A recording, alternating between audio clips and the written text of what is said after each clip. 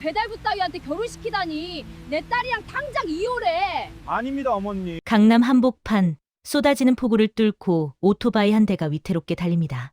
바퀴가 무릉덩이를 칠 때마다 흙탕물이 튀어오르지만 운전자는 아랑곳하지 않습니다.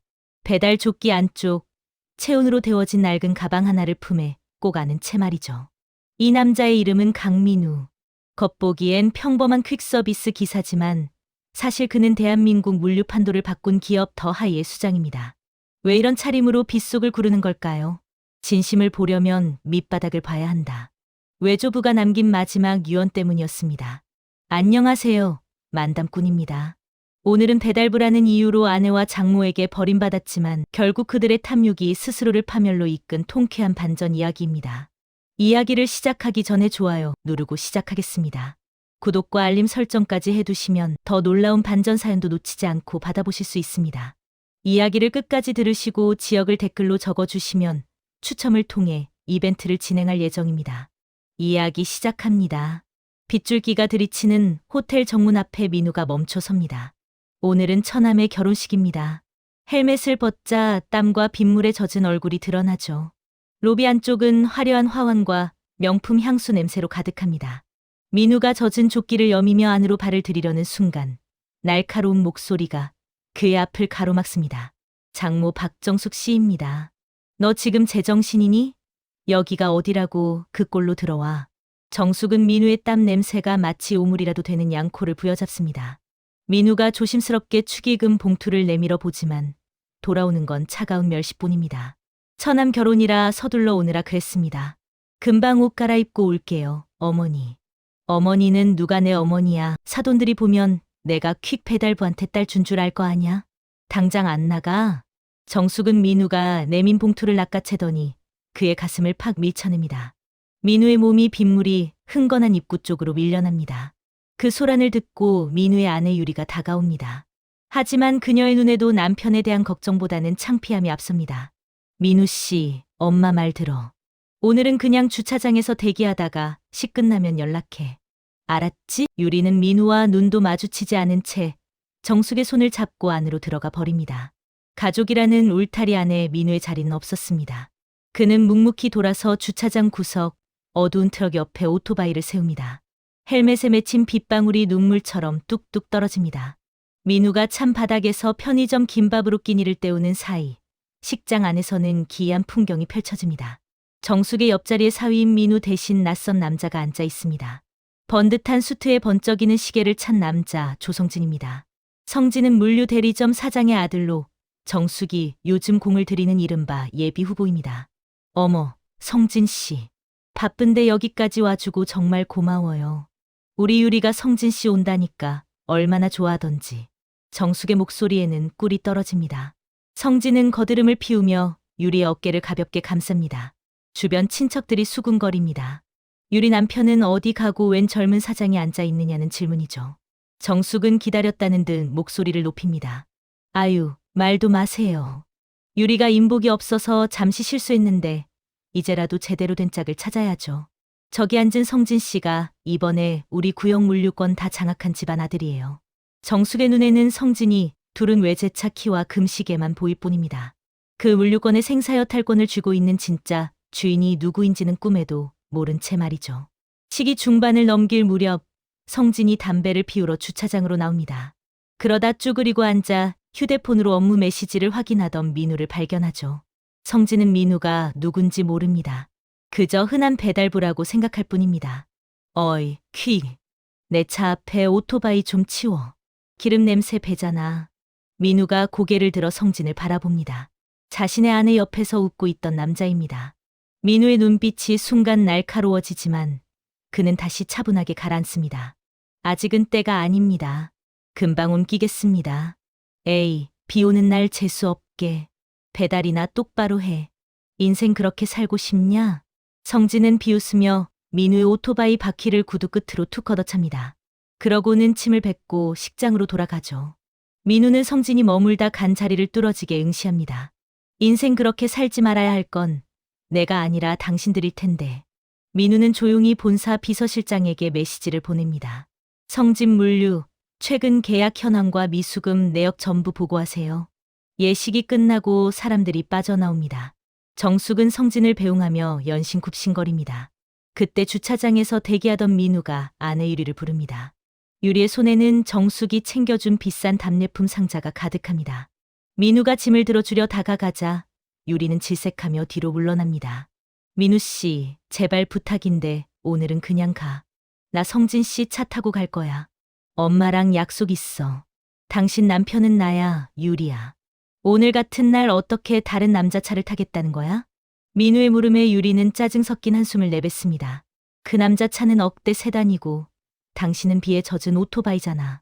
내 옷에 빗물 튀는 거 안 보여? 적당히 좀 해. 정말 지긋지긋하니까. 유리는 민우를 뒤로 한 채 성진의 차 조수석에 올라탑니다. 정숙은 그런 사위를 보며 비릿한 웃음을 지어 보이죠. 빈손으로 와서 밥만 축 내지 말고 어서 가서 배달이나 해. 그게 내 수준이니까. 멀어지는 고급 세단의 뒷모습을 보며 민우는 빗속에 홀로 서 있습니다. 옷은 젖었지만 그의 눈빛은 그 어느 때보다 투명하게 빛납니다. 그는 품속의 낡은 가방을 다시 한번 고쳐맵니다. 그 가방 안에는 이 호텔을 사고도 남을 만큼의 가치가 들어 있었습니다. 하지만 민우는 결심합니다. 오늘 이들이 벌인 건 낡은 배달부가 아니라 자신들에게 찾아온 마지막 행운이었다는 것을 뼈저리게 느끼게 해주겠다고 말이죠. 사실 민우가 이렇게 밑바닥 생활을 하게 된 데는 깊은 사연이 있었습니다. 2년 전 외조부이자 더 하이의 창업주였던 강태준 회장이 세상을 떠나기 전 민우를 병상으로 불렀습니다. 산소호흡기를 끼고서도 또렷한 눈빛으로 손자를 바라보던 노인은 떨리는 손으로 낡은 가죽 가방을 내밀었습니다. 민우야, 이 할애비가 평생 지켜온 게 뭔지 아니? 회사. 아닙니까, 외할아버지. 아니다, 사람이야. 이 회사를 일군 건 돈이 아니라 땀 흘리는 사람들의 신뢰였어. 그런데 말이다. 요즘 우리 임원들 눈빛을 보면 그게 안 보여. 숫자만 보이지 사람이 안 보인단 말이야. 노인은 기침을 하며 가방 안쪽을 열어 보였습니다. 거기에는 회사 지분 51%에 달하는 주식 증서와 함께 노인이 젊은 시절 직접 배달원으로 일하며 썼던 낡은 수첩이 들어 있었습니다. 민우야, 너한테 부탁이 있다. 이 가방을 들고 2년만 밑바닥에서 살아봐라. 배달원으로, 노동자로. 그래서 진짜 사람의 마음이 뭔지 배워라. 그 후에 이 회사를 물려받아도 늦지 않아. 하지만 외할아버지, 2년이나요? 그 사이에 회사는 누가? 그게 바로 시험이야. 내가 없는 2년 동안 진심으로 회사를 지킬 놈과 내 자리를 노릴 놈이 구별될 거다. 그리고 민우야, 가장 중요한 건 내 옆에 있는 사람들이야. 내가 밑바닥으로 떨어졌을 때도 곁을 지키는 사람, 그 사람이 진짜란다. 외조부는 그렇게 말하고 사흘 뒤 조용히 눈을 감았습니다. 장례식장에는 수천 명의 조문객이 다녀갔지만 정작 고인이 가장 아끼던 손자 민우의 정체를 아는 이는 극소수였습니다. 외조부는 일찍이 민우를 언론에 노출시키지 않았고 회사 내에서도 그의 존재를 철저히 숨겼기 때문입니다. 민우는 외조부의 유언대로 모든 것을 내려놓았습니다. 강남의 펜트하우스를 비우고 도봉구의 낡은 빌라로 이사했습니다. 아내 유리에게는 사업 실패로 재산을 모두 날렸다고 거짓말을 했죠. 처음에 유리는 눈물을 흘리며 괜찮다고 함께 이겨내자고 손을 잡아주었습니다. 하지만 그것도 처음 석 달까지였습니다. 유리의 어머니 박정숙이 개입하면서 모든 게 달라지기 시작했습니다. 정숙은 전형적인 속물이었습니다. 딸이 재벌가 며느리 될 거라는 꿈에 부풀어 있다가 갑자기 사위가 퀵 배달부로 전락하자 이성을 잃었죠. 유리야, 정신 차려. 저런 남자한테 내 인생을 걸 거니? 아직 젊은데 다시 시작할 수 있어. 엄마가 좋은 사람 소개해 줄 테니까 저 남자는 정리해. 엄마, 민우 씨는 열심히 일하고 있어요. 조금만 기다려보면. 조금? 몇 년을 기다려? 내가 배달부 아내로 늙어가는 걸 보고만 있단 말이니? 정숙은 사사건건 민우를 무시하고 깎아내렸습니다. 명절에 친척들이 모이면 민우를 구석에 세워두고 마치 없는 사람처럼 대했죠. 심지어 민우가 힘들게 번 돈으로 사온 선물은 쳐다보지도 않고 쓰레기통에 던져버렸습니다. 이런 싸구려 선물은 우리 집 문턱도 못 넘어와. 창피해서 어쩌라고. 유리는 그런 어머니를 말리지 않았습니다. 아니, 어느 순간부터는 어머니 편에 서기 시작했습니다. 친구들을 만날 때마다 남편 이야기는 쏙 빼고 마치 독신인 것처럼 행동했죠. 민우가 배달 중에 급한 일로 전화하면 유리는 짜증 섞인 목소리로 끊어버리기 일쑤였습니다. 지금 친구들이랑 있는데 무슨 일이에요? 빨리 끊어요, 창피하게. 그렇게 1년이 흘렀습니다. 민우는 낮에는 빗속, 눈속을 가리지 않고 배달을 했고 밤에는 물류센터 현장에서 일했습니다. 그가 직접 땀 흘리며 일하는 동안 더 하이 본사에서는 조용한 내전이 벌어지고 있었습니다. 민우가 사라진 자리를 노리는 임원들이 하나둘 본색을 드러냈습니다. 하지만 외조부가 미리 심어둔 충신들, 특히 비서실장 한재석은 묵묵히 민우의 귀환을 준비하고 있었죠. 재석은 정기적으로 민우에게 회사 내부 동향을 보고했고 민우는 그 정보를 바탕으로 밑에서부터 회사의 문제점들을 파악해 나갔습니다. 그러던 중 민우는 성진물류라는 대리점의 비리를 포착했습니다. 겉으로는 번듯한 협력업체였지만 내부적으로는 물류비를 빼돌리고 배송기사들의 수고료를 중간에서 착복하는 악질 업체였죠. 민우는 직접 그 업체 소속 기사로 위장 취업까지 해가며 증거를 수집했습니다. 그런데 아이러니하게도 그 성진물류의 대표 아들이 바로 조성진이었습니다. 그리고 더 기가 막힌 건 장모 박정숙이 성진을 예비 사위로 점찍고 유리에게 들이밀기 시작했다는 사실이었죠. 처남 결혼식 날 민우는 이 모든 상황이 절정에 달했음을 직감했습니다. 식장에서 쫓겨나 주차장 구석에 앉아 있을 때 민우의 휴대폰에는 비서실장으로부터 최종 보고서가 도착했습니다. 의장님, 성진물류의 횡령 규모가 230억 원에 달합니다. 이대로 방치하면 우리 물류망 전체가 마비될 수 있습니다. 결단이 필요합니다. 민우는 차가운 빗물을 맞으며 생각했습니다. 외조부께서 말씀하신 2년의 시간이 이제 거의 다 되어갑니다. 그동안 민우는 배웠습니다. 진짜 땀의 가치를, 밑바닥 인생의 고단함을, 그리고 무엇보다 사람의 진심과 거짓을 구별하는 법을요. 그날 밤 민우는 집으로 돌아와 또 한 번 충격을 받았습니다. 거실에 성진이 버젓이 앉아 있었고 장모와 아내는 그를 귀빈처럼 대접하고 있었으니까요. 민우가 들어서자 정숙이 가장 먼저 독서를 퍼부었습니다. 너는 애가 눈치도 없니? 손님이 계시면 뒷문으로 조용히 들어갈 것이지. 그날 밤 민우는 자신이 목숨처럼 아끼던 외조부의 가방이 쓰레기통에 버려진 것을 발견했습니다. 그 순간 민우의 마음속에서 무언가가 뚝 끊어지는 소리가 들렸습니다. 어머니, 이 가방 왜 여기 있습니까? 민우의 목소리가 낮게 떨렸습니다. 정숙이 코방귀를 뀌며 다가왔습니다. 그거 다 떨어져서 냄새나는 걸 왜 끼고 사니? 내가 큰맘 먹고 버렸다. 우리 집안 수준 떨어지게 그런 걸 왜 거실에 둬? 민우는 떨리는 손으로 가방을 쓰레기통에서 꺼냈습니다. 외조부의 체온이 아직도 남아있는 것만 같은 그 가죽 표면을 쓰다듬으며 민우는 결심했습니다. 이제 끝을 봐야 할 때라고. 며칠 뒤 상황은 더욱 악화되었습니다. 정숙은 성진의 사무실을 찾아가 고급 홍삼 세트를 건네며 아부했고 성진은 그런 정숙을 이용해 먹을 궁리만 했습니다. 성진은 속으로 계산했죠. 정숙의 집을 담보로 대출을 받게 만들어서 자신의 빚을 메우면 일석이조라고요. 어머님, 걱정 마세요. 제가 이번에 판교 쪽 거물 의장님이랑 독대하기로 했습니다. 그 양반 사인 한 번이면 유리가 평생 손에 물 한 방울 안 묻히고 살 수 있어요. 아이고, 우리 성진 씨만 믿지. 그 퀵 배달부 놈은 이제 정리할 테니까 우리 일을 꼭 좀 책임져 줘요. 정숙은 성진의 손을 꼭 잡으며 부탁했습니다. 욕망의 눈이 먼 사람은 가짜 다이아몬드도 진짜라고 믿게 마련입니다. 그러던 어느 날 민우에게 유리로부터 전화가 왔습니다. 정숙이 병원에 실려갔다는 것이었죠. 민우는 배달 중이던 모든 일을 제쳐두고 병원으로 달려갔습니다. 2년 동안 온갖 모욕을 당했어도 민우의 마음 한구석에는 여전히 가족에 대한 정이 남아 있었습니다. 하지만 병원 응급실 앞에서 민우를 기다리고 있던 건 또 다른 배신이었습니다.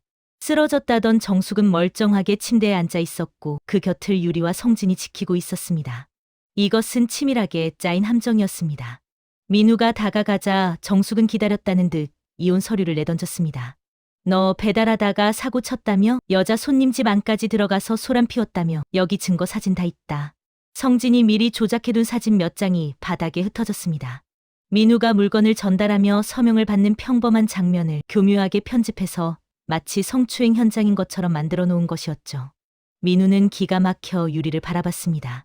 2년 전 결혼식 날 영원한 사랑을 맹세하던 그 눈동자는 이제 낯선 사람의 것이 되어 있었습니다. 민우 씨, 실망이야. 가난한 건 참아도 비겁한 건 못 참겠어. 성진 씨가 다 해결해 준다고 했으니까 제발 도장 찍고 나가줘. 유리야, 이게 정말 내 본심이야? 저 남자가 하는 말이 다 가짜라는 거 한 번만이라도 의심해 볼 순 없어? 민우의 절규에도 유리는 차갑게 고개를 돌렸습니다. 성진은 비열한 미소를 지으며 민우의 어깨를 툭 쳤습니다. 야, 주제 파악 좀 해. 내가 아무리 발버둥 쳐봐야 너는 그냥 퀵 기사야. 내가 전화 한 통이면 너 이 바닥에서 매장할 수도 있어. 알아들어? 민우는 병원을 나와 근처 공원 벤치에 주저앉았습니다. 빗속에 홀로 앉아 낡은 가방을 손에 꽉 쥐었죠. 가방 안쪽에서 외조부의 사진을 꺼내봤습니다. 사진 속 노인은 인자하게 웃고 있었지만 민우의 가슴은 갈갈이 찢겨나가는 것 같았습니다. 2년. 그 세월 동안 그는 사위로서 남편으로서 최선을 다했습니다. 새벽같이 일어나 유리가 좋아하는 빵을 사다 놓고 퇴근 후에는 빌라의 낡은 보일러를 손수 고치며 집을 따뜻하게 만들었죠. 장모가 아무리 욕을 해도 참았고 유리가 차갑게 돌아서도 언젠가는 이해해 주리라 믿었습니다. 하지만 돌아온 것은 조작된 오명과 가족들의 배신뿐이었습니다. 민우는 떨리는 손으로 휴대폰을 꺼냈습니다. 그리고 처음으로 비서실장에게 업무 지시가 아닌 사적인 명령을 내렸습니다. 재석 실장님, 내일 오전 10시 본사 의장실로 성진 물류 대표와 조성진을 호출하세요. 그리고 처가 식구들, 박정숙 씨와 유리 전부 그 자리에 초대하세요. 아주 특별한 선물을 줄 생각입니다. 전화기 너머로 한재서 비서실장의 침착한 목소리가 들려왔습니다. 의장님, 드디어 결심하셨습니까? 네. 외조부께서 주신 2년의 시간이 이제 끝났습니다. 그분이 보여주고 싶으셨던 거 이제야 확실히 알 것 같습니다. 사람의 진심은 돈이 아니라 어려움 속에서 드러난다는 것을요. 알겠습니다. 철저히 준비하겠습니다. 민우는 전화를 끊고 빗속을 바라봤습니다. 사랑이 변해서 한이 되는 건 한순간입니다. 민우는 이제 낡은 조끼를 벗어 던지려 했습니다. 가짜의 화려함에 속아 진짜를 버린 이들에게 세상에서 가장 차가운 진실을 배달해 주기로 결심한 것이죠. 그날 밤 민우는 빌라 앞 놀이터 그네에 앉아 이혼 서류를 내려다봤습니다. 서류 위로 빗물인지 눈물인지 모를 액체가 번져나갔습니다. 그때 고급 세단 한 대가 빌라 앞에 멈춰 섰고 유리와 정숙이 내렸습니다. 운전석에서 내린 성진은 두 사람을 에스코트하며 보란 듯이 유리의 허리를 감쌌습니다. 민우는 그 모습을 말없이 지켜봤습니다. 인기척을 느낀 정숙이 민우를 발견하고는 독서를 퍼부었습니다. 아직도 안 가고 여기서 뭐하니? 이혼 도장 찍기로 한 거 잊었어? 너 같은 성범죄자 놈이랑 한 지붕 아래 있는 것도 소름 끼치니까 당장 꺼져. 성진은 비웃으며 민우에게 다가와 지갑에서 5만 원권 몇 장을 꺼내 바닥에 던졌습니다. 이거 가지고 가서 찜질방이라도 가. 내가 있을 곳은 이제 여기가 아니니까. 아, 그리고 내일 오전 10시 알지? 내 사업 확장 계약하는 날인데 어머님이랑 유리 씨도 와서 축하해 주기로 했거든. 너도 와서 구경이나 해. 성공한 남자의 삶이 어떤 건지 말이야. 성진은 자신이 파놓은 함정에 민우가 완전히 빠졌다고 확신했습니다. 하지만 그는 몰랐습니다. 내일 그가 서게 될 자리가 영광의 자리가 아니라 처응대라는 사실을요. 민우는 바닥에 떨어진 지폐를 줍지 않고 일어섰습니다. 그리고 처음으로 유리의 눈을 똑바로 응시했습니다. 유리야, 마지막으로 묻을게. 정말 이 사람 믿어? 내 진심보다 이 사람의 화려함이 더 중요한 거야? 유리는 잠시 흔들리는 듯 했지만 성진의 팔을 더 꽉 잡으며 차갑게 대답했습니다. 응. 적어도 이 사람은 나를 비참하게 만들지는 않아. 당신이랑 있으면 평생 퀵 배달부 아내로 썩을 것 같아. 제발 우리 인생에서 사라져줘. 민우는 고개를 끄덕이며 돌아섰습니다. 그의 뒷모습을 보며 유리는 순간 가슴 한구석이 무너지는 느낌을 받았지만 이내 성진이 속삭이는 달콤한 미래에 귀를 기울였습니다. 유리 씨, 내일만 보세요. 제가 얼마나 대단한 사람인지 보여드릴게요. 판교의 그 의장님이 직접 저를 만나자고 했다니까요. 계약만 성사되면 우리 바로 결혼식 올려요. 호주 신혼여행도 가고요. 유리는 성진의 말에 눈을 반짝이며 고개를 끄덕였습니다. 정숙은 딸의 손을 꼭 잡으며 흐뭇한 미소를 지었죠. 우리 유리, 드디어 제대로 된 남자 만났구나. 엄마가 얼마나 기쁜지 몰라. 다음 날 아침, 서울은 맑게 개었습니다. 오전 9시 30분, 정숙과 유리, 그리고 성진은 강남 한복판에 우뚝 솟은 초고층 빌딩 앞에 섰습니다. 유리와 강철로 만들어진 웅장한 건물, 바로 더 하이 본사였습니다. 성진은 긴장한 내색을 감추며 앞장섰습니다. 사실 그는 며칠 전부터 본사로부터 계약 관련 경고 메시지를 받아왔습니다. 하지만 정숙에게는 의장님이 나를 특별히 신뢰해서 직접 만나자고 했다고 거짓말을 해둔 상태였죠. 로비에 들어서자 정숙은 감탄사를 연발했습니다. 어머, 이게 얼마짜리 대리석이야? 저 샹들리에 좀 봐. 우리 유리가 이런 집안 며느리 되는 거지? 유리도 주변을 둘러보며 설레는 표정을 감추지 못했습니다. 2년 전만 해도 이런 곳을 자유롭게 드나들 수 있었다는 사실을 그녀는 까맣게 잊고 있었습니다. 민우가 재산을 잃기 전 유리는 이 건물 최고층 VIP 라운지의 단골이었으니까요. 보안 요원들이 정중히 인사하자 정숙은 마치 자신이 건물의 주인이라도 된 양 어깨를 으쓱거렸습니다. 봤니, 유리야? 역시 우리 성진 씨 급이 다르다니까. 이런 대기업 사람들이 다 고개를 숙이네. 하지만 보안 요원들이 고개를 숙인 건 성진 때문이 아니었습니다. 그들은 안면 인식 시스템을 통해 유리를 파악했고 그녀가 의장의 배우자로 등록되어 있다는 사실을 확인한 것이었죠. 물론 유리는 그 사실을 전혀 몰랐습니다. 안내를 받아 그들은 전용 엘리베이터를 탔습니다. 성진이 최고층 버튼을 누르자 정숙이 감탄했습니다. 와, 최고층, 진짜 의장실까지 가는 거야? 물론이죠, 어머님. 제가 누구랑 미팅하는데요. 엘리베이터가 상승하는 동안 성진의 이마에는 식은땀이 흘렀습니다. 사실 그는 왜 자신이 의장실로 호출되었는지 정확히 알 수 없었습니다. 혹시 계약 해지 통보를 하려는 건 아닐까 하는 불길한 예감이 들었지만 이미 정숙과 유리 앞에서 큰 소리를 쳐버린 터라 되돌릴 수도 없었습니다. 최고층에 도착하자 복도는 정적만이 흘렀습니다. 평소라면 엄두도 못 낼 공간에 발을 들인 정숙과 유리는 압도적인 분위기에 눌려 숨을 죽였습니다. 그때 복도 끝에서 검은 정장을 입은 경호원들이 일렬로 걸어왔습니다. 그 중심에는 누군가 수천만 원대 이탈리아 맞춤 수트를 입고 흐트러짐 없는 자세로 걸어오고 있었습니다. 성진은 그가 의장인 줄 알고 허리를 90도로 꺾으며 비굴하게 소리쳤습니다. 의장님, 성진물류 조성진입니다. 오늘 귀한 시간 내주셔서 정말 감사합니다. 정숙과 유리도 얼떨결에 고개를 숙였습니다. 하지만 다가온 남자의 구두 끝이 성진의 눈앞에서 멈췄습니다. 왠지 익숙한 향수 냄새, 아니 그보다 더 익숙한 기운의 유리가 먼저 고개를 들었습니다. 그리고 비명을 지르듯 입을 가렸습니다. 민우 씨, 정숙과 성진이 동시에 고개를 쳐들고 얼어붙었습니다. 거기에는 낡은 조끼를 벗어 던지고 범접할 수 없는 아우라를 뿜어내는 강민우가 서 있었습니다. 정숙이 가장 먼저 정신을 차리고 소리쳤습니다. 너 여기서 뭐 하는 거야? 설마 경비라도 서려고 온 거야? 민우는 대답 대신 의장실의 육중한 문을 열고 들어갔습니다. 경호원들이 정숙 일행을 안으로 안내했죠. 넓은 의장실 안으로 들어서자 그들은 입을 다물지 못했습니다. 통유리로 된 벽면 너머로 서울 전경이 한눈에 내려다 보였고 중앙에는 거대한 집무 책상이 놓여 있었습니다. 민우는 그 책상의 상석, 바로 의장 자리에 앉았습니다. 한재석 비서실장이 공손히 다가와 서류를 건넸습니다. 의장님, 요청하신 성진물류의 횡령 및 조작 증거 자료입니다. 그리고 여기 계신 분들의 방문 기록도 남겨두었습니다. 그 순간 정숙과 성진, 유리의 얼굴이 하얗게 질렸습니다. 성진이 가장 먼저 무릎이 꺾여 바닥에 주저앉았습니다. 말도 안 돼. 내가 어떻게. 퀵 배달이나 하던 놈이 어떻게 이 회사의 의장이야. 민우는 서류를 천천히 넘기며 차갑게 대꾸했습니다.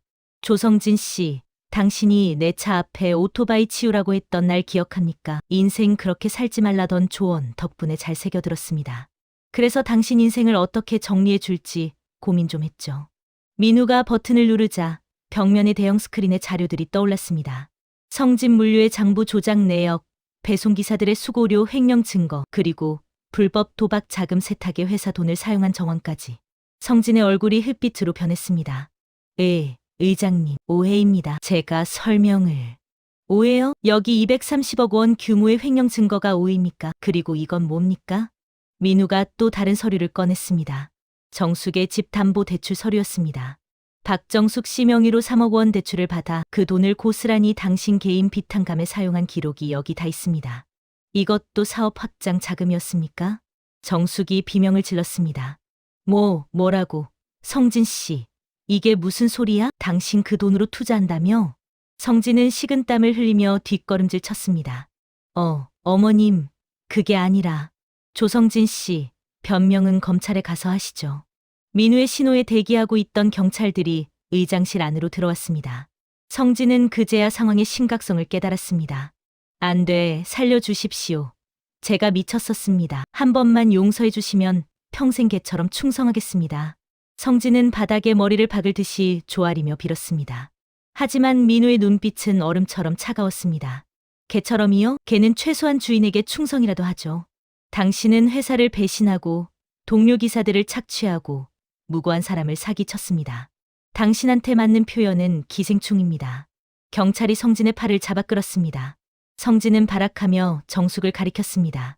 이게 다 저 노인네 때문입니다. 저 여자가 딸이랑 재혼시켜준다고 꼬드겼단 말입니다. 투자금도 저 여자가 먼저 제안했어요. 뭐라고? 이 사기꾼 놈아, 내가 먼저 재벌 사위시켜준다고 사바사바했지. 의장실은 순식간에 아수라장이 되었습니다. 서로의 머리채를 잡을 듯 달려드는 정숙과 성진을 보며 민우는 차갑게 입 졸였습니다. 추하네. 정말. 경찰이 성진을 끌어내자 정숙은 그제야 자신의 처지를 깨달았습니다.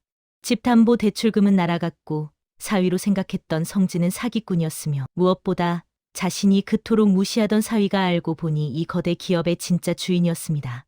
정숙은 민우의 책상으로 달려와 매달렸습니다. 아이고, 사위, 민우야. 내가 눈이 멀었나 봐. 내가 다 잘못했다. 응? 성진 저놈이 다 시킨 거야. 우리 유리가 얼마나 너를 그리워했는데. 민우는 정숙의 손을 가볍게 뿌리쳤습니다. 그리워했다고요? 어머님, 제가 퀵 배달하면서 번 돈으로 사들인 과일 바구니를 쓰레기통에 던지시던 분이 지금 뭐라고 하신 겁니까? 그건 제가 새벽 5시에 일어나 장모님 좋아하신다던 호박죽을 쏘어 갔더니 퀵 배달부가 만든 걸 어떻게 먹냐며 걔한테 주시던 분 아니셨나요? 정숙은 말문이 막혔습니다. 민우는 미리 준비해둔 서류를 꺼냈습니다. 이혼 서류, 도장 찍어 왔습니다. 그리고 여기 어머님 명의로 된 빚 3억 원에 대한 채무 정리 서류도 함께 드립니다. 제가 대신 갚아드리죠. 그게 제가 해드릴 수 있는 마지막 도리니까요. 정말이니? 그럼 우리 다시. 대신 오늘 이후로 저희 가족과는 일체 연락하지 마십시오. 법적으로도 남남이 될 겁니다. 민우의 시선이 이번에는 구석에서 흐느끼던 유리에게 향했습니다. 유리는 떨리는 목소리로 민우의 옷자락을 붙잡으려 손을 뻗었습니다. 민우 씨. 아니, 여보, 내가 잘못했어. 엄마가 하도 성화여서 잠시 눈이 멀었나 봐. 나 사실 당신 기다렸어. 우리 예전으로 돌아가면 안 될까? 당신 나 사랑했잖아. 민우는 유리의 손을 가볍게 쳐냈습니다. 그 손길에는 분노조차 남아있지 않은 무미건조한 뿐이었습니다. 사랑했지. 당신이 내 낡은 조끼에서 땀 냄새 난다고 외면할 때도 나는 당신 퇴근길 춥지 않게 보일러 미리 켜두던 사람이었어. 민우는 책상 서랍에서 낡은 수첩 한 권을 꺼냈습니다. 이거 알아? 내가 2년 동안 배달하면서 쓴 일기야. 여기 첫 페이지 좀 읽어볼래? 민우가 수첩을 펼치자 유리는 눈물로 글씨가 보이지 않을 정도였습니다. 유리가 좋아하는 딸기 케이크 사가는 길.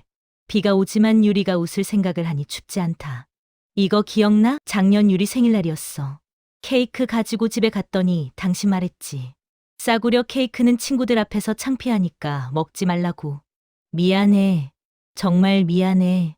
이 페이지는 오늘 유리가 회사 회식한다고 했다. 새벽 2시까지 기다렸는데 안 와서 걱정했다. 전화했더니 친구들이랑 있으니까 끊으라고 했다. 목소리가 즐거워 보여서 다행이다. 유리야, 그날 당신 성진이랑 호텔 바에 있었던 거 나 다 알아. 유리의 얼굴이 하얗게 질렸습니다. 어떡해.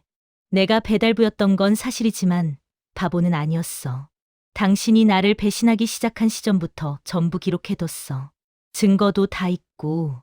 민우는 태블릿을 켜서 유리에게 보여줬습니다. 거기에는 유리와 성진이 함께 찍은 사진들, 문자 메시지 내역, 통화 기록이 빼곡히 정리되어 있었습니다. 당신이 성진의 차에 타던 날 내 마음속 보일러는 영원히 꺼졌어. 이제 다시 켤 생각 없어. 민우는 한재석 비서실장에게 눈짓했습니다. 비서실장이 공손히 서류 봉투를 유리에게 건넸습니다. 이혼 합의서와 함께 위자료 5억 원을 드립니다. 그리고 도봉구 빌라는 당신 명의로 해뒀으니 나가실 필요 없습니다. 제 짐은 이미 다 뺐고요. 민우 씨, 제발. 한 가지만 물어볼게. 성진이 처음 접근했을 때 당신 기분이 어땠어? 설레었어? 유리는 대답하지 못했습니다. 침묵이 곧 대답이었죠. 그렇구나. 알았어. 당신이 원하던 화려한 삶, 이제 스스로 찾아봐. 단, 내 등 뒤에 엎혀서 말고. 민우는 자리에서 일어났습니다. 유리가 다시 매달리려 하자 경호원들이 부드럽게 제지했습니다. 유리 씨, 이제 나가주시죠. 의장님 다음 일정이 있습니다. 유리와 정숙은 경호원들에 이끌려 의장실 밖으로 나갔습니다. 육중한 문이 닫히는 순간 유리는 그제야 자신이 무엇을 잃었는지 깨달았습니다. 복도에서 정숙이 울부짖었습니다. 다 내 잘못이야. 내가 민우를 잘 모셨으면 우리가 이 모양이 됐겠니? 엄마야말로 엄마가 성진이 좋다고 매일 세뇌시켰잖아. 모녀는 엘리베이터 안에서까지 서로를 비난하며 싸웠습니다. 1층 로비에 내려섰을 때 그들을 기다리고 있던 것은 기자들의 카메라 플래시였습니다.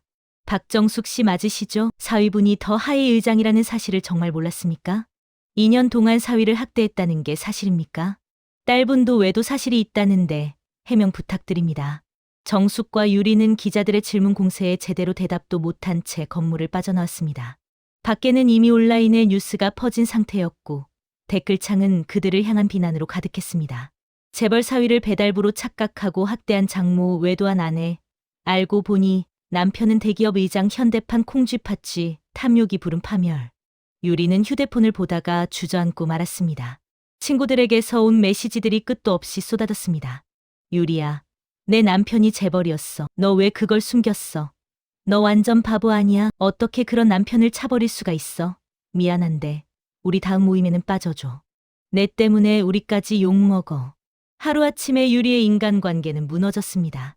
정숙의 상황은 더 비참했습니다. 동네 사람들이 수군거리는 소리가 들렸습니다. 저 사람이 그 유명한 장모래. 재벌 사위한테 개밥 먹였다는. 에휴, 복을 걷어찬 거지. 자업자득이야. 정숙은 집으로 돌아갔지만 집 앞에는 이미 압류 딱지가 붙어 있었습니다. 성진에게 소가 빚진 3억 원은 민우가 갚아줬지만 그동안 정숙이 과시욕에 빌린 다른 빚들은 그대로 남아 있었습니다. 명품 가방, 비싼 옷, 사치스러운 외식으로 쌓인 카드 빚만 수천만 원이었죠. 정숙은 결국 집을 팔아야 했습니다. 한편 성진은 구치소에 수감되었습니다. 횡령, 사기, 배임 등 여러 혐의로 기소된 그는 재판에서 징역 7년을 선고받았습니다. 법정에서 성진은 마지막으로 악을 썼습니다. 이게 다 박정숙 때문이다. 저 여자가 딸을 미끼로 날 꼬드겼어요. 판사님, 저도 피해자입니다. 하지만 판사는 냉정하게 말했습니다. 피고인은 성인으로서 스스로 범죄를 선택했습니다. 타인을 탓하기 전에 자신의 탐욕을 돌아보시기 바랍니다. 성진이 끌려나가는 모습을 보며 방청석에 앉아있던 배달 기사 몇 명이 박수를 쳤습니다. 성진에게 착취당했던 사람들이었죠. 드디어 저놈이 벌 받는구나. 의장님 만세. 며칠 후 민우는 더하이 물류센터를 방문했습니다. 이번에는 배달 조끼가 아니라 깔끔한 셔츠에 청바지 차림이었습니다. 현장의 기사들이 민우를 보자 환호성을 질렀습니다. 의장님 오셨다. 민우는 그들의 거친 손을 하나하나 맞잡으며 인사했습니다. 고생들 많으십니다. 여러분. 한 중년 기사가 민우의 손을 꼭 잡으며 눈물을 글썽였습니다. 의장님, 저 김철수라고 합니다. 저 작년에 성진 물류 밑에서 일했던 사람입니다. 그때 제 수고료를 반 넘게 떼먹어서 애들 학원비도 못 냈었는데 이번에 의장님이 그 돈 다 찾아주셨다며요? 정말 감사합니다. 아닙니다. 당연히 받으셔야 할 돈이었습니다. 앞으로는 이런 일 없도록 제가 책임지겠습니다. 민우는 물류센터 중앙에 마련된 단상에 올랐습니다. 수백 명의 기사들이 그를 바라봤습니다. 여러분, 저는 2년 동안 여러분과 똑같이 배달 현장에서 일했습니다. 빗속에서, 눈 속에서, 폭염 속에서 달렸습니다. 그러면서 깨달았습니다. 이 회사의 진짜 주인은 저 같은 의장이 아니라 바로 여러분이라는 것을요. 기사들 사이에서 술렁임이 일었습니다. 오늘부터 더하이는 새로운 정책을 시행합니다. 첫째, 모든 배달 기사분들의 기본급을 30% 인상합니다. 와, 박수와 환호가 터졌습니다. 둘째, 악천후 수당을 신설합니다.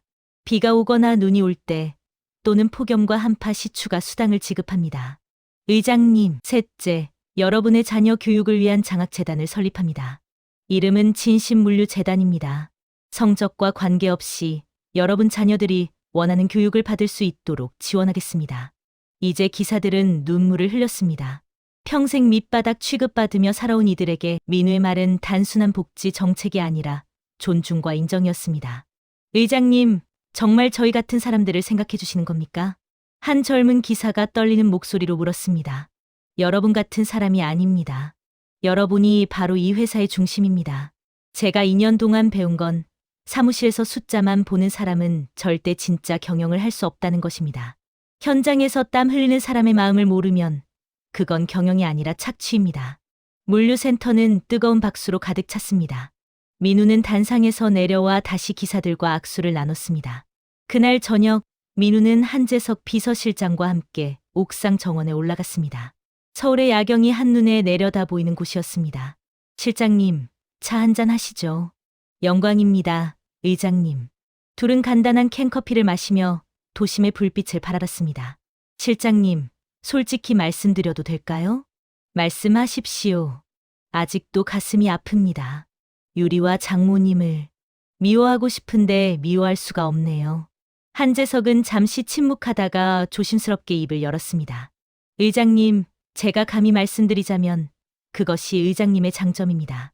배신당하고도 증오하지 않고 복수하되 파멸시키지 않으셨습니다. 이혼 위자료도 주시고 빚도 갚아주시고 집도 남겨주셨습니다. 그게 너무 약한 건 아닐까요? 아닙니다. 그게 진짜 강함입니다. 강한 사람은 약한 사람을 짓밟지 않습니다. 그냥 자신의 길을 갑니다. 의장님은 그들을 벌하셨지만 최소한의 인간적 배려는 남겨두셨습니다.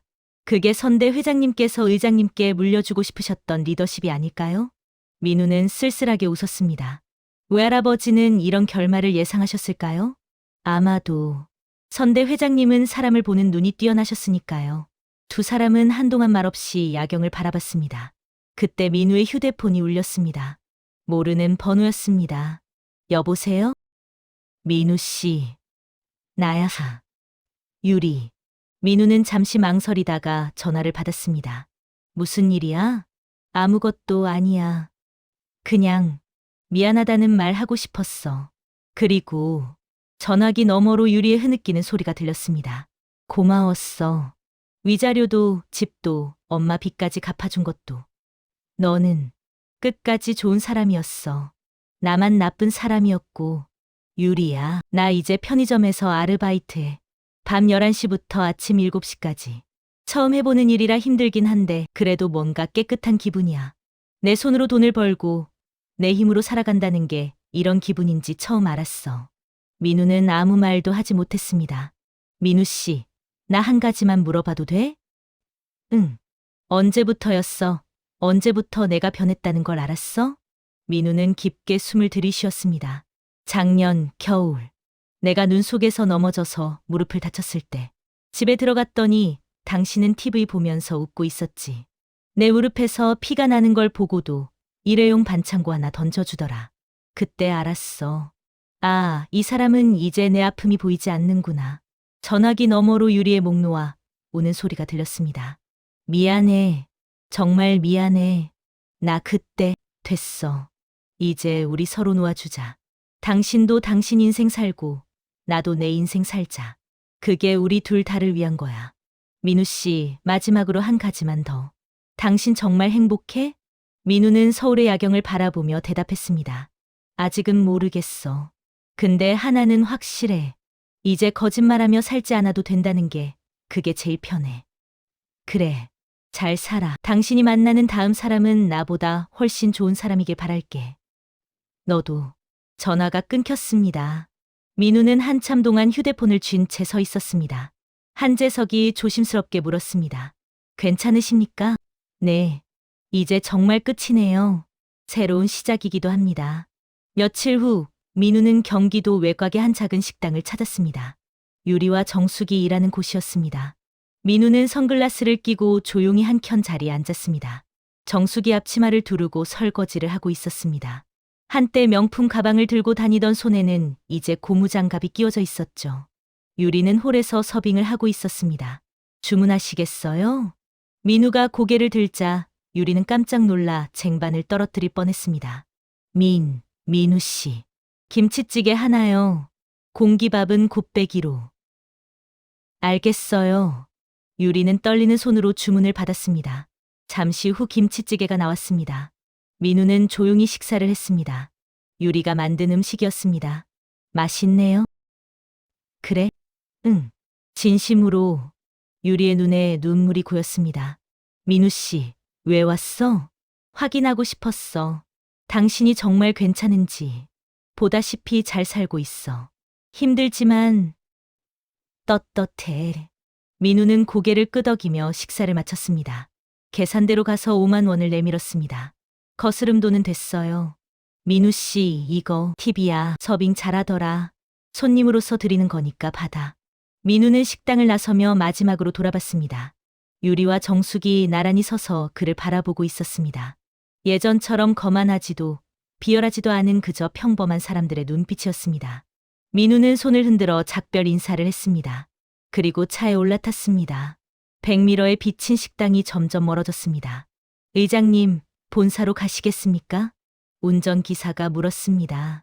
아니요, 잠시 외조부님 산소에 들렀다 가겠습니다. 차는 방향을 틀어 경기도 외곽의 한적한 묘역으로 향했습니다. 민우는 외조부의 산소 앞에 꽃을 놓고 무릎을 꿇었습니다. 외할아버지, 다녀왔습니다. 말씀하신 2년이 지났습니다. 바람이 불어와 민우의 머리를 쓸었습니다. 많이 배웠습니다. 사람의 진심이 무엇인지, 가짜 화려함과 진짜 가치가 무엇인지, 그리고 용서와 복수의 경계가 무엇인지도. 민우는 가방에서 외조부의 낡은 수첩을 꺼냈습니다. 이 수첩, 이제 제가 이어서 쓰겠습니다. 외할아버지가 쓰신 마지막 페이지 다음 장부터요. 그리고 언젠가 제가 이 회사를 물려줄 사람에게도 이 수첩을 주겠습니다.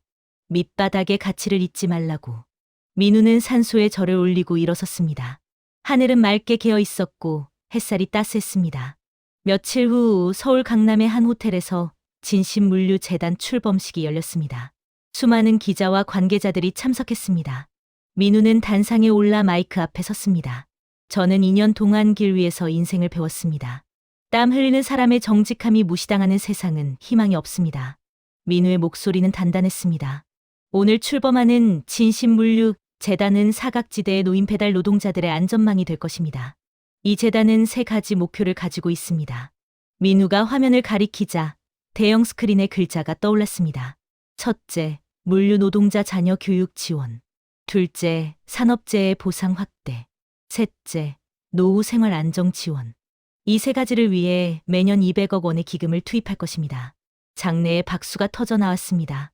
그리고 한 가지 더. 이 재단의 초대 이사장은 제가 아닙니다. 사람들이 웅성거렸습니다. 저는 2년 동안 현장에서 만난 한 분을 이사장으로 모시려 합니다. 30년간 배달 현장에서 일하시면서도 단 한 번도 고객에게 불친절했다는 민원을 받지 않으신 분입니다. 김철수 기사님, 단상으로 나와주시겠습니까? 민우가 처음 물류센터에서 만났던 그 중년 기사였습니다.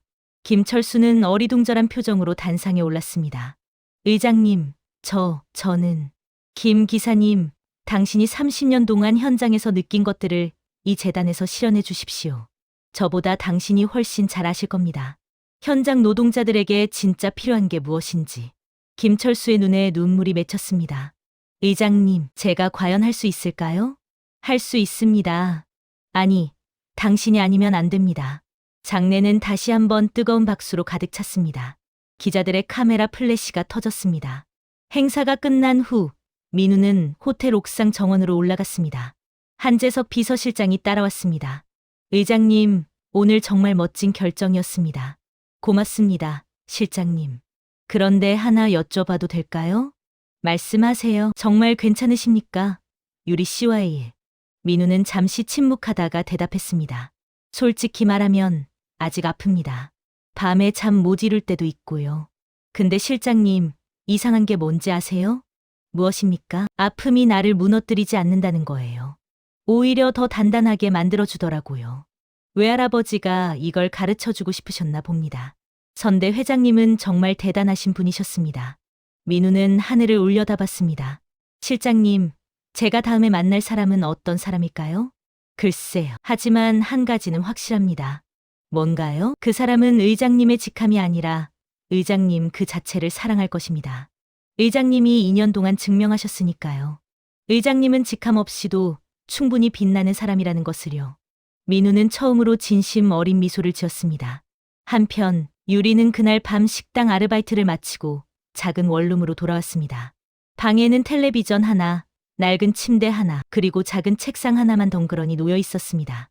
유리는 민우가 건넨 이혼 합의서와 함께 들어있던 수첩을 꺼냈습니다. 민우가 2년 동안 쓴 일기였습니다. 유리는 페이지를 한 장 한 장 넘겼습니다. 유리가 감기에 걸렸다. 약국에서 비싼 감기약을 사왔다. 내 약값은 아껴도 유리 것은 아끼고 싶지 않다. 오늘 유리가 나를 보며 한숨을 쉬었다. 내가 더 잘해야 하는데, 더 노력해야지.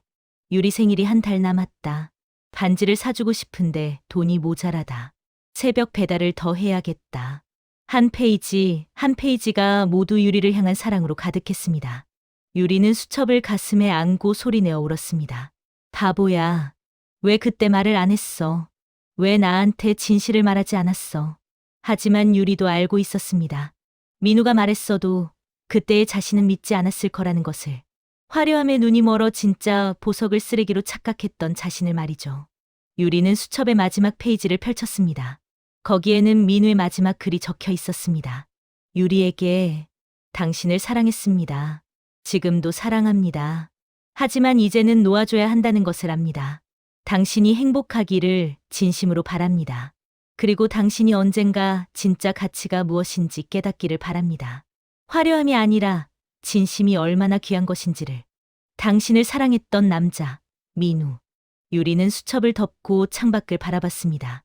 멀리 강남의 불빛이 반짝였습니다. 그 불빛 속 어딘가에 민우가 있을 것입니다. 민우 씨, 미안해. 정말 미안해. 그리고 고마워. 마지막까지 나를 지켜줘서. 6개월이 흘렀습니다. 민우는 더하이를 업계 1위 기업으로 완전히 자리 잡게 만들었습니다. 진심물류재단은 언론의 찬사를 받았고 다른 기업들도 비슷한 재단을 설립하기 시작했습니다.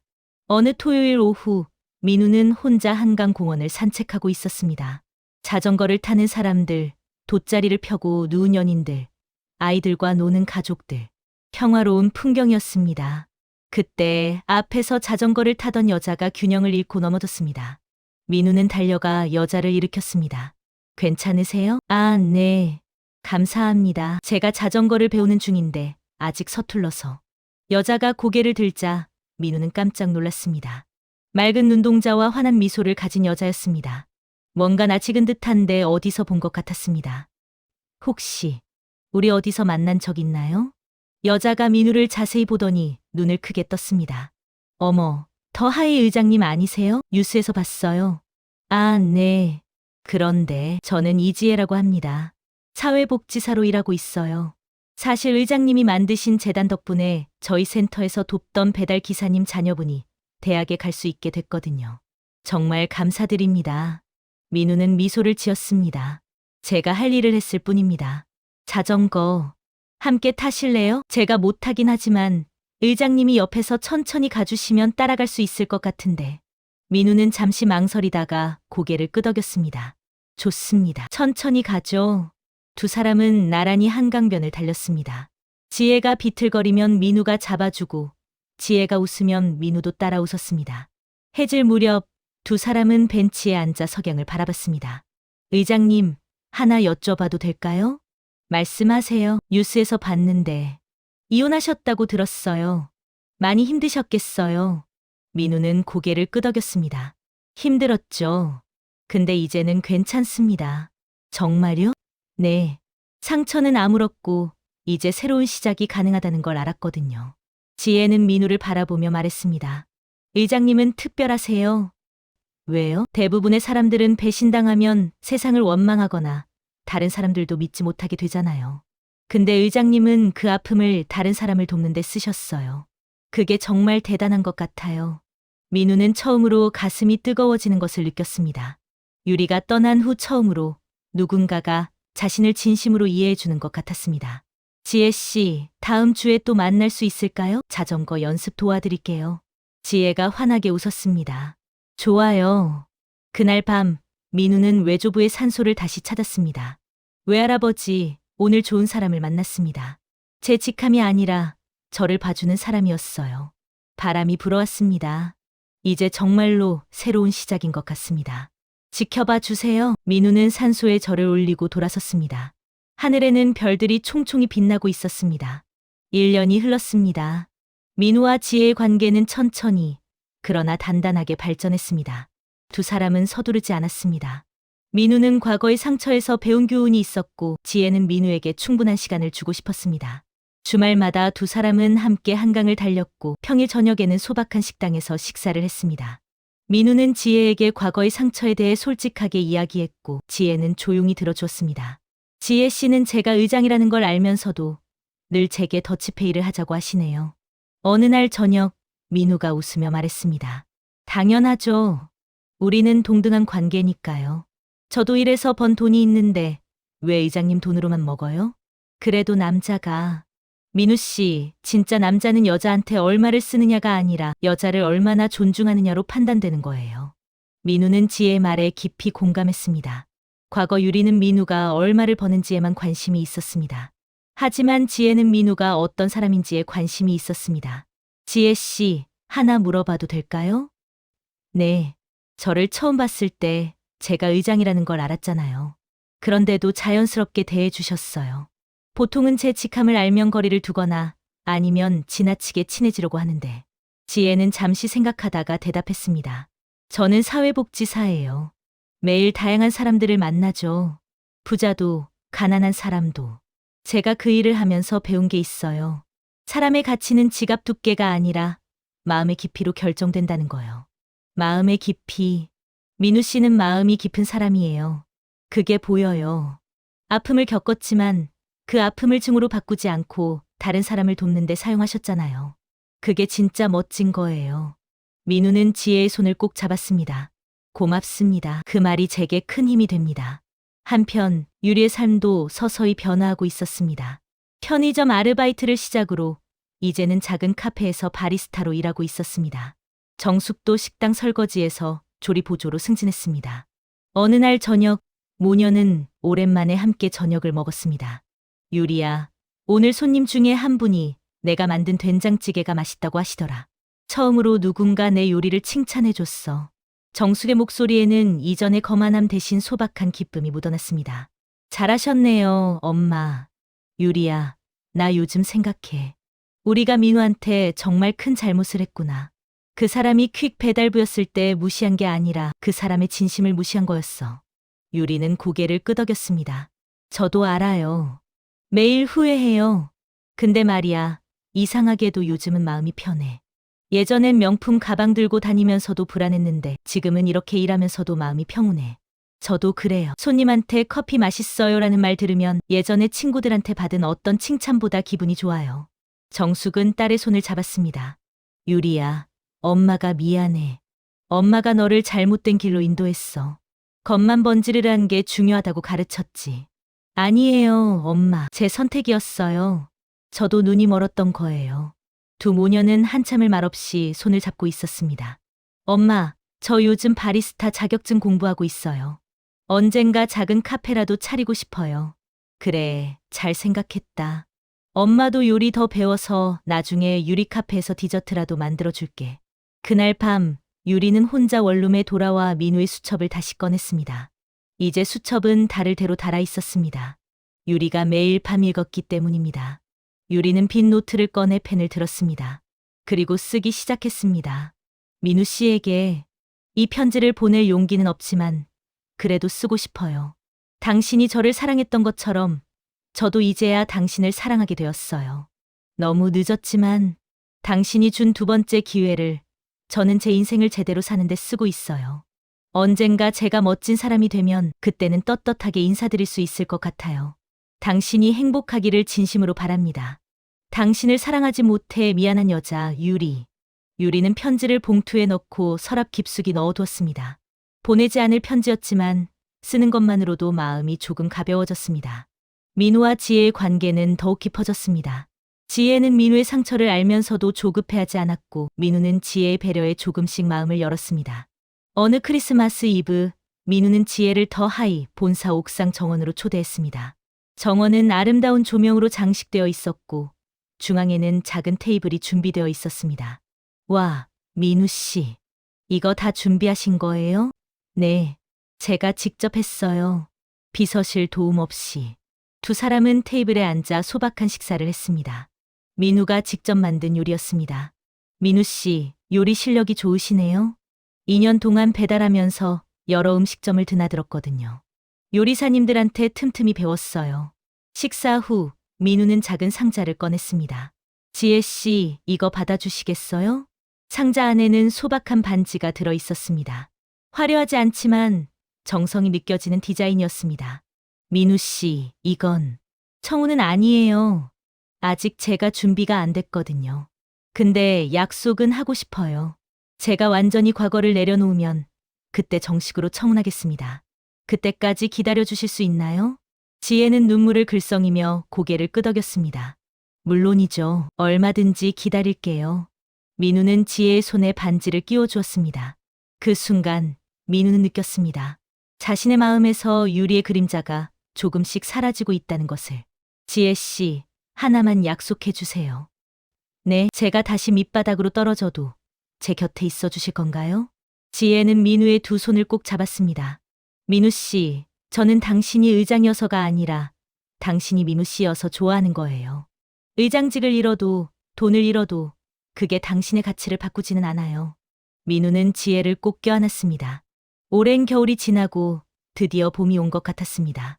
2년이 더 흘렀습니다. 진심물류재단은 이제 업계의 표준이 되었습니다. 다른 대기업들도 비슷한 복지 재단을 만들었고 배달 노동자들의 처우는 크게 개선되었습니다. 민우는 지혜와 조용한 결혼식을 올렸습니다. 화려한 호텔이 아니라 물류센터 옆 작은 교회에서였습니다. 하객들은 대부분 민우와 함께 일했던 배달 기사들이었습니다. 의장님, 축하합니다.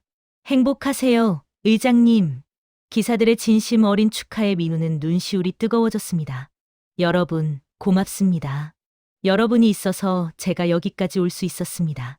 김철수 재단 이사장이 축사를 했습니다. 민우 의장님, 의장님은 저희에게 일자리만 준 게 아닙니다. 존중과 희망을 주셨습니다. 그게 얼마나 큰 선물인지 저희는 평생 잊지 않을 것입니다. 결혼식이 끝난 후 민우와 지혜는 신혼여행을 떠났습니다. 화려한 해외가 아니라 전국의 물류센터를 돌아보는 여행이었습니다. 민우 씨, 신혼여행으로 물류센터를 돌다니 정말 당신답네요. 지혜가 웃으며 말했습니다. 미안해요. 나중에 제대로 된 여행 가죠. 아니에요. 저는 이게 좋아요. 당신이 무엇을 사랑하는지 보는 게 행복해요. 두 사람은 손을 꼭 잡고 다음 센터로 향했습니다. 그 무렵 유리는 작은 카페를 오픈했습니다. 가게 이름은 두 번째 기회였습니다. 정숙은 카페에서 간단한 샌드위치와 디저트를 만들었습니다. 오픈 첫날 손님이 별로 없을 것이라 예상했는데 놀랍게도 많은 사람들이 찾아왔습니다. 그 중에는 민우의 비서실장 한재석도 있었습니다. 유리 씨, 오랜만입니다. 재석 실장님, 어떻게 여기를? 의장님께서 부탁하셨습니다. 유리 씨가 카페를 오픈하신다는 소식을 들으시고 혹시 경영이 어려우시면 도와드리라고. 유리는 눈물이 났습니다. 민우 씨가 아직도 저를. 의장님은 그런 분입니다. 미워하는 법을 모르시죠. 한재석은 봉투를 하나 건넸습니다. 이건 의장님께서 직접 쓰신 겁니다. 카페 경영에 도움이 될 만한 조언들이 담겨 있습니다. 그리고 이건 또 다른 봉투를 꺼냈습니다. 의장님께서 익명으로 기부하신 창업지원금입니다. 부담 가지지 마시고 받으세요. 이건 과거의 인연이 아니라 새로운 시작을 응원하는 의미입니다. 유리는 봉투를 받으며 눈물을 흘렸습니다. 실장님, 민우 씨한테 전해주세요. 정말 고맙다고, 그리고 행복하시라고 전하겠습니다. 한재석이 떠난 후 유리는 민우가 쓴 조언들을 읽었습니다. 카페 운영에 대한 실질적인 팁들부터 손님 응대 요령, 재무 관리 방법까지 하나하나가 유리를 생각하는 마음이 담겨 있었습니다. 마지막 페이지에는 짧은 메시지가 있었습니다. 유리 씨, 새로운 시작을 축하합니다. 과거는 과거일 뿐입니다. 우리 모두 앞을 보고 걸어갑시다. 당신의 카페가 성공하기를 바랍니다. 유리는 편지를 가슴에 안고 한참을 울었습니다. 정숙이 다가와 딸을 안아주었습니다. 유리야, 울지 마. 우리 이제 새로 시작하는 거야. 네, 엄마. 이번에는 제대로 할게요. 카페 두 번째 기회는 입소문을 타고 조금씩 유명해졌습니다. 유리의 따뜻한 서비스와 정숙의 정성스러운 음식이 손님들의 마음을 사로잡았습니다. 3년 후 민우와 지혜 사이에 딸이 태어났습니다. 민우는 딸의 이름을 진심이라고 지었습니다. 진심아, 아빠가 너한테 평생 가르쳐 줄 건 하나야. 사람의 가치는 겉모습이 아니라 마음이라는 거. 절대 잊지 마. 민우는 딸을 안고 외조부의 산소를 찾았습니다. 외할아버지, 손녀를 데리고 왔습니다. 할아버지의 가르침을 이 아이에게도 물려주겠습니다.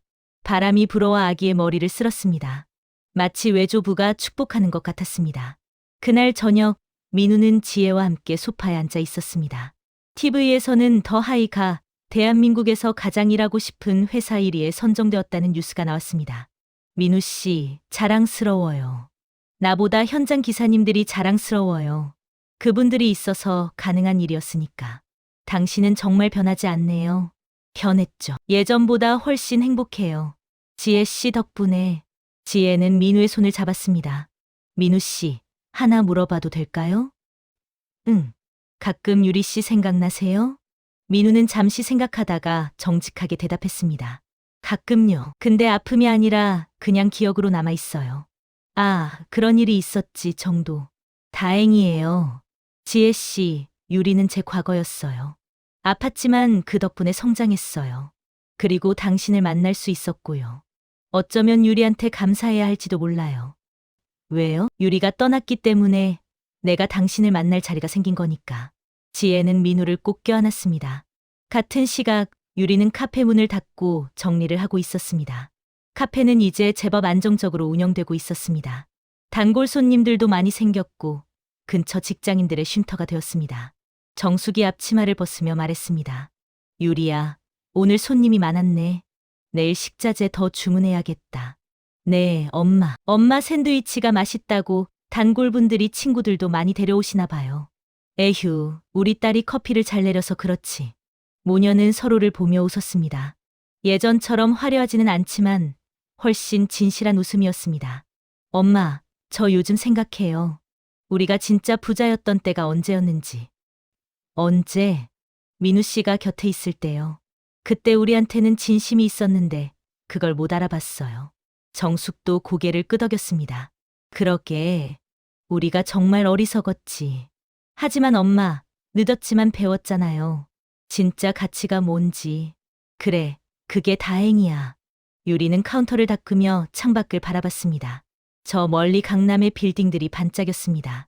그중 어딘가에 민우가 있을 것입니다. 민우 씨, 행복하세요? 정말로. 그리고 저도 이제 행복해요. 늦었지만 제대로 사는 법을 배웠어요. 고마워요. 유리는 마음속으로 기도했습니다. 10년이 흘렀습니다. 민우는 이제 한국을 넘어 아시아 전역에서 존경받는 기업인이 되었습니다. 하지만 그는 여전히 현장을 잊지 않았습니다. 매달 하루는 배달 조끼를 입고 직접 현장에 나갔습니다. 딸 진심이는 10살이 되었습니다. 어느 토요일 진심이가 아빠에게 물었습니다. 아빠, 우리 부자지? 응, 그렇지. 그럼 왜 아빠는 매달 배달 일을 해? 민우는 딸을 무릎에 앉히고 설명했습니다. 진심아, 아빠가 지금 이 자리에 있을 수 있는 건 밑바닥을 경험했기 때문이야. 사람은 높은 곳에만 있으면 아래가 안 보여. 그래서 아빠는 절대 잊지 않으려고 매달 현장에 가는 거야. 아빠는 대단해. 진심이가 아빠를 꼭 안았습니다. 진심아, 너도 크면 아빠처럼 사람들을 도와줄 거지? 응. 나는 나중에 가난한 아이들 도와주는 일 할 거야. 민우는 딸을 보며 흐뭇하게 웃었습니다. 외조부의 가르침이 다음 세대로 이어지고 있었습니다. 같은 날 유리의 카페는 10주년을 맞았습니다. 작은 파티를 열었고 많은 단골 손님들이 축하해 주러 왔습니다. 유리 씨 10년이나 됐네요. 축하해요. 사장님, 여기 없으면 저희가 어디서 이렇게 맛있는 커피 마셔요? 손님들의 축하에 유리는 진심으로 고마워했습니다. 파티가 끝난 후 유리는 혼자 카페에 앉아 지난 10년을 돌아봤습니다. 밑바닥에서 시작해서 이제 제법 안정적인 삶을 이룬 10년이었습니다. 민우 씨, 들리세요? 저 이제 떳떳해요. 제 힘으로 살고 있어요. 아직 멀었지만 계속 노력할게요. 유리는 하늘을 보며 속삭였습니다. 그날 밤, 민우는 우연히 옛날 사진첩을 뒤적이다가 유리와의 결혼 사진을 발견했습니다. 한때는 보기만 해도 가슴이 아팠던 사진이었지만 이제는 덤덤하게 바라볼 수 있었습니다. 지혜가 다가와 사진을 함께 봤습니다. 예쁘네요, 유리 씨.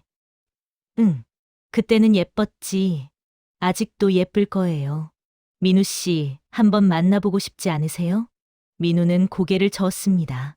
아니, 괜찮아. 우리는 이제 각자의 삶을 사는 사람들이니까. 그게 좋은 거야. 당신은 정말 넓은 사람이에요.